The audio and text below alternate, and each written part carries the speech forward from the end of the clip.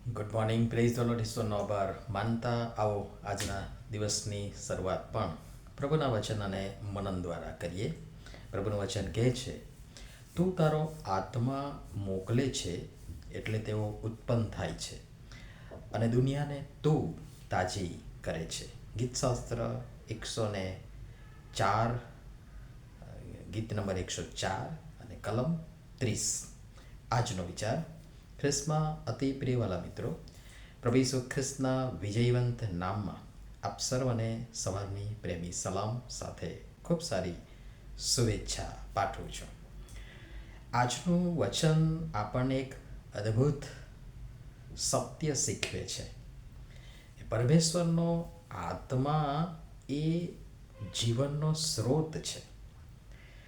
જ્યારે પરમેશ્વર પોતાના આત્માને મોકલે છે ત્યારે નવું સર્જન થાય છે. સુકાઈ ગયેલું ફરી જીવંત બને છે. જેમ હજકેલ પ્રબોધક 37મા અધ્યાયમાં એ સૂકા હાડકાની ખીણમાં કેવો સંચાર થાય છે.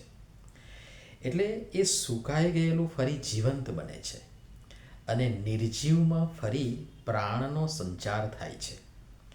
જે પરમેશ્વર સમગ્ર સૃષ્ટિને તાજગી આપે છે તે જ પરમેશ્વર આપણા જીવનને પણ નવી આશા, નવી શક્તિ, નવું બળ અને નવી શરૂઆત આપી શકે છે. ઘણી વખત આપણ સર્વના જીવનની પરિસ્થિતિઓ એવી વિકટ અને વિષમ અને એવી ન સમજાય એવી બની જાય છે. મન થાકી જાય, ઉત્સાહ ઓછો થઈ જાય, નિરાશાજનક પરિસ્થિતિ આવે અને ભવિષ્ય એકદમ અંધકારમય દેખાય. પરંતુ પરમેશ્વરનું વચન આપણને એવા સમયે અને દરેક સંજોગ અને પરિસ્થિતિમાં હિંમત, બળ, દિલાસો અને આશ્વાસન આપે છે. પરમેશ્વરનો આત્મા આજે પણ કાર્ય કરે છે.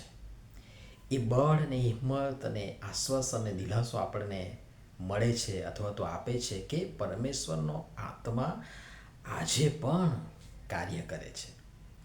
એ તૂટેલા હૃદયને જોડે છે, નિરાશ વ્યક્તિને આશા આપે છે, નબળાને બળ આપે છે અને ભટકેલાને સાચે માર્ગે દોરે છે, સ્થાપે છે, પુનઃસ્થાપિત કરે છે. આપણે ઘણી વખત બહારના સંજોગો બદલાય એની રાહ જોઈએ છીએ. આપણી આસપાસના સંજોગો, આપણા પોતાના સંજોગો બદલાય એની રાહ જોઈએ છીએ. પરંતુ પરમેશ્વર સૌથી પહેલાં આપણા હૃદયને બદલવા માંગે છે. જ્યારે પવિત્ર આત્મા આપણા જીવનમાં કાર્ય કરે છે ત્યારે આપણો સ્વભાવ, આપણા વિચારો, આપણી વાણી, આપણું વર્તન, આપણો વ્યવહાર બધું બદલાવા લાગે છે અને બદલાઈ જાય છે. પછી આપણું જીવન માત્ર આપણા માટે જ નહીં પરંતુ બીજાઓ માટે પણ આનંદને આશીર્વાદરૂપ બની જાય છે. આથી આજે આપણે આપણા હૃદયના દરવાજા પરમેશ્વરને માટે ખુલ્લા કરીએ અથવા તો ખુલ્લા રાખીએ. પ્રભુ પવિત્ર આત્મા આપણાને જે માર્ગદર્શન આપે અથવા તો એ પ્રભુ પવિત્ર આત્માના માર્ગદર્શનને સ્વીકારીએ અને દરરોજ તેમની ઈચ્છા પ્રમાણે ચાલવા નિર્ધાર કરીએ, નિર્ણય કરીએ અને ત્યારે આપણા જીવનમાં પણ એ નવી તાજગી, નવી શાંતિ, નવી તંદુરસ્તી અને નવા આનંદનો અનુભવ ન કેવળ મને, તમને, આપણને પણ ઘણાઈને થશે. કારણ કે દેવનો આત્મા ક્યારેય ખાલી હાથે પાછો ફરતો નથી. પ્રભુ આપણ સર્વને સમજવા સહાય તથા મદદ કરો. નમીએ પ્રાર્થના કરીએ. હે સ્વર્ગીય પિતા, તમારા પવિત્ર આત્માને આજે અમારા જીવનમાં નવી રીતે કાર્ય કરવા દો. જ્યાં અમે નિર્બળ છીએ કે થઈએ ત્યાં અમને બળ આપો. જ્યાં અમે નિરાશ થઈએ ત્યાં નવી આશા આપો અને અમારા જીવનને તમારી ઈચ્છા પ્રમાણે નવીન બનાવી તમારા મહિમા માટે ઉપયોગમાં લો. અમે તમારા હાથમાં સોંપાય છે.